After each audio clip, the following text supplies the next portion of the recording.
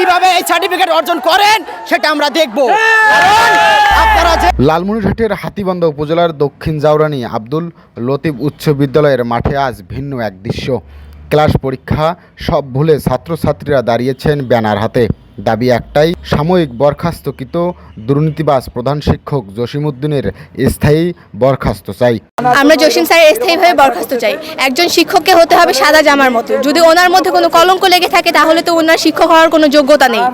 উনি হচ্ছেন একজন ঘুষখোর, অর্থলোপাট। উনি হচ্ছে আমাদের 5 টাকার জন্য পরীক্ষার হল থেকে বের করে দেয়। ওনার আসলে কোনো মানবিকতা নেই। উনি 5 টাকার জন্য কিভাবে একজন স্টুডেন্টকে পরীক্ষার হল থেকে বের করে দিতে পারে? উনি হচ্ছেন একজন মানবতাহীন লোক। ওনাকে আমরা শিক্ষক হিসাবে চাই না। আমরা এতদিন ওনার অন্যায় সহ্য করেছি, আমরা এখন থেকে ওনার অন্যায় আর সহ্য করব না। আমরা ওনার অন্যায়ের প্রতিবাদ করতে চাই। আমি ওনার স্থায়ীভাবে বহিষ্কার চাই।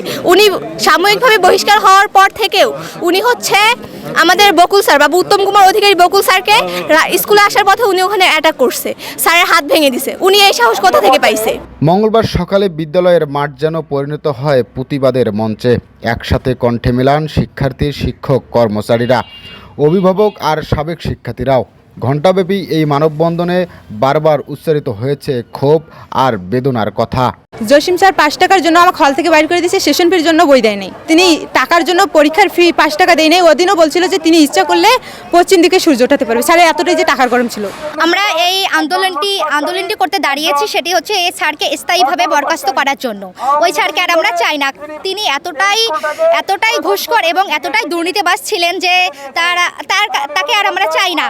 আমাদের সবারই এটা মুখস্থ বাণী যে আমরা স্যারকে স্থায়ীভাবে আমরা বরখাস্ত করতে চাই। আমাদেরকে অনেক টাকা, আমাদেরকে বলতো যে অনেক টাকা দিবা। একদিন আমাদের সবার কথা বলবো না, আমি নিজের কথাই বলতেছি। আমি পরীক্ষা দিতে আসছি, পরীক্ষার হলে আমি পরীক্ষার ফি দিছি, তার মধ্যে ছিল 10 টাকা কম।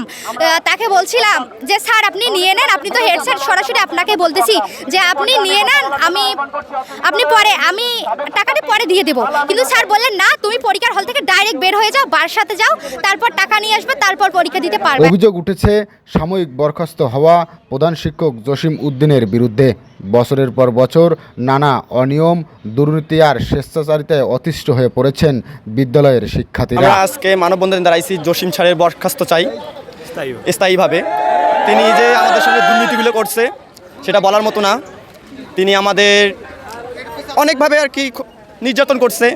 সে ক্লাসে আসে অনেক চিল্লি আমাদের সঙ্গে, বা অনেকভাবে গালিও দিত। কিন্তু পরীক্ষার হলেও আমাদেরকে অনেক নির্যাতন করছে, কিন্তু আমরা সেটা প্রতিবাদ করতে পারিনি। কিন্তু এখন আমরা প্রতিবাদ করতে শিখেছি, প্রতিবাদ করছি। আর বক্তারা প্রশ্ন তুলেছেন, বারবার অভিযোগ দেওয়ার পরেও কেন স্থায়ী ব্যবস্থা নেওয়া হচ্ছে না? কেন এখনও আইনের হাত থেকে বেঁচে যাচ্ছেন অভিযুক্ত শিক্ষক জসিমউদ্দিন? অত্র বিদ্যালয়ের ওনার বিরুদ্ধে যে অভিযোগ, সেই অভিযোগ একেবারে ইউনো বরাবর অসংখ্যবার দাখিল করা হয়েছে, তবুও এই 6 মাস পেরিয়ে গেলেও কোনো তদন্তর ব্যবস্থা হচ্ছে না। আমরা এই প্রশ্ন করব উপজেলা মাধ্যমিক শিক্ষা অফিস, একাডেমিক সুপারভাইজার, সেই সাথে অত্র উপজেলা নির্বাহী অফিসার এবং অত্র বিদ্যালয়ের সম্মানিত সভাপতিদের প্রতি আমি দৃষ্টি কামনা করছি।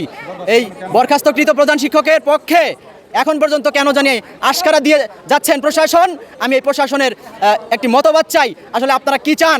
অত্র বিদ্যালয় কি পরিচালনায় আপনারা বাধা সৃষ্টি করবেন, নাকি অত্র বিদ্যালয়ে সুন্দর সুষ্ঠুভাবে এই পরিচালনা করার জন্য আপনারা সাহায্য সহযোগিতা করবেন? কেন এখনও আইনের হাত থেকে বেঁচে যাচ্ছেন অভিযুক্ত শিক্ষক জসিমউদ্দিন?